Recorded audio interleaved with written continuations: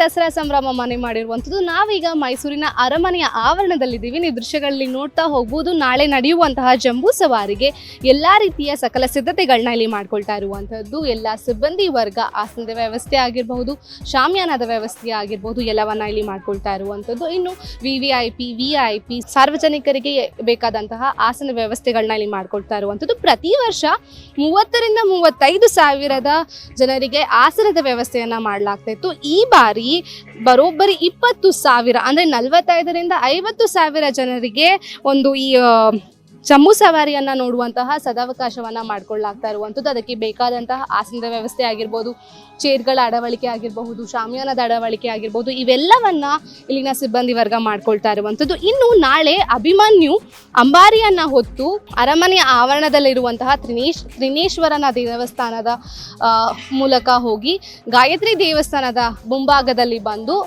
ಅದಾದ ನಂತರ ಪುಷ್ಪಾರ್ಚನೆಯ ಒಂದು ಸ್ಥಳಕ್ಕೆ ಬಂದು ನಿಂತ್ಕೋತಾನೆ. ಈ ರೀತಿ ಮಾಡೋದ್ರಿಂದ ಎಲ್ಲ ಅರಮನೆಯ ಆವರಣದಲ್ಲಿ ಕೂತಿರುವಂತಹ ಎಲ್ಲ ಸಾರ್ವಜನಿಕರಿಗೂ ಜಂಬೂ ಸವಾರಿಯ ಜೊತೆಗೆ ತಾಯಿ ಚಾಮುಂಡೇಶ್ವರಿಯ ದರ್ಶನವನ್ನ ಮಾಡುವಂತಹ ಸದಾವಕಾಶವನ್ನ ಕೂಡ ಇಲ್ಲಿ ಕಲ್ಪಿಸಿಕೊಳ್ಳಲಾಗಿರುವಂಥದ್ದು. ಬರೋಬ್ಬರಿ 50,000 ಜನರಿಗೆ ಈ ಒಂದು ಮೈಸೂರಿನ ಅರಮನೆ ಆವರಣದಲ್ಲಿ ಬೇಕಾದಂತಹ ಎಲ್ಲ ಆಸನದ ವ್ಯವಸ್ಥೆ ಆಗಿರಬಹುದು, ಶಾಮಿಯಾನದ ವ್ಯವಸ್ಥೆ ಆಗಿರ್ಬೋದು, ಎಲ್ಲವನ್ನ ಕೂಡ ಇಲ್ಲಿ ಅಳವಡಿಕೆ ಮಾಡ್ತಾ ಇರುವಂಥದ್ದು. ನೀವು ದೃಶ್ಯಗಳಲ್ಲಿ ನೋಡ್ತಾ ಹೋಗ್ಬೋದು.